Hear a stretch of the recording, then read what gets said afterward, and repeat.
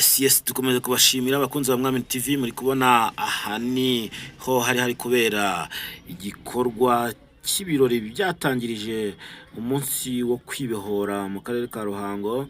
Aba ni abakobwa beza cyane bari batangiye irushanwa ryo gutwarana ku magare. Aha rero muri kubona ko inkuru rwose hano zari zimeze neza cyane, abantu benshi bari baje kuzishaka kugira ngo babashe bagire ibyo babagezaho.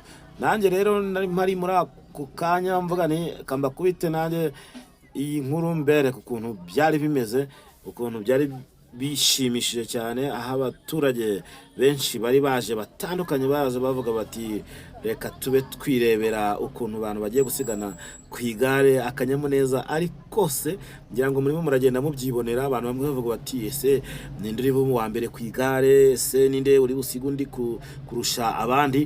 Muri kubibona rwose ko byari bimeze neza cyane, byari birori byiza cyane rero byabereye mu Ruhango hitwa Ikibingo ku kibuga cy'umupira gihari. Rwose abaturage baje kwirebera igare, bagiye kure ukuntu abantu basiganwa.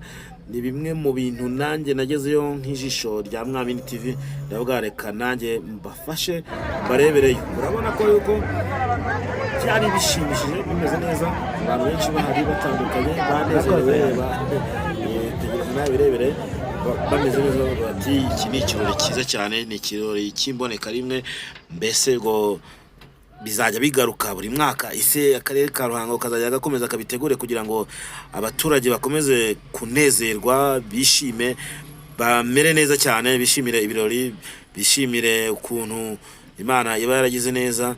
Ndetse muri kubona ko yuko byari ibintu bimeze neza cyane. Yes, aha rero bari gukata kuri gare ya Ruhango bazamuka ahantu haterera cyane. Urabona uyu niwe wari uri imbere, barimo barahakata. Uri kubona ko byari bimeze cyane neza, abantu bavuga bati ibintu nk'ibi ngibi byiza cyane biragahora mu karere ka Ruhango. Urabona ko abantu benshi bari kuza bavuga bati iri rushanwa ni mpuzamahanga hari rwose ryimukiye mu karere ka Ruhango.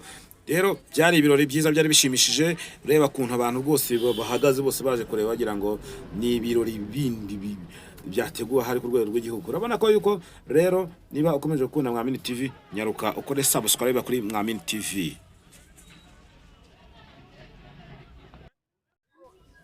Yes, ahangaha muri kubona rero n'abahungu nabo bari bagiye gusiganwa ku magare, bari kwitegura ukuntu amagare yabo agiye guhaguruka, bari kubaha amabwiriza ndetse n'amategeko y'ukuntu umukino uza kuba umeze n'ukuntu uza kuza kuba utangira.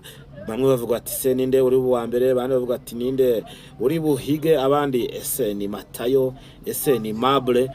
Birangira rero birangiye n'ubundi Mable ariwe utwaye irushanwa we na Matayo. Mwarabyumvise kuri Mwami TV. Murabona ko yuko byari ibirori byiza cyane binejeje, abantu benshi bari bagiye babyitabiriye bavuga bati uyu munsi ni mwiza. Ararikase Ikibingo, ararikase namba uno, aragiye. Ibintu bikomeje guhindura isura. Turi kwa Yesu Nyirimpuhwe Matayo akiri uwa mbere, naye ni kwa Yesu Nyirimpuhwe, kwa Yesu Nyirimpuhwe turacyari kumwe. Mable yakinye muri Tour du Rwanda, Mable Matayo, Mable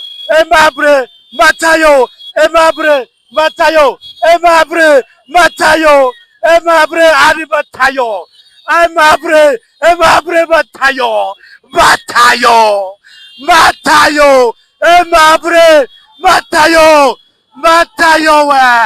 Matayo aramusize. Matayo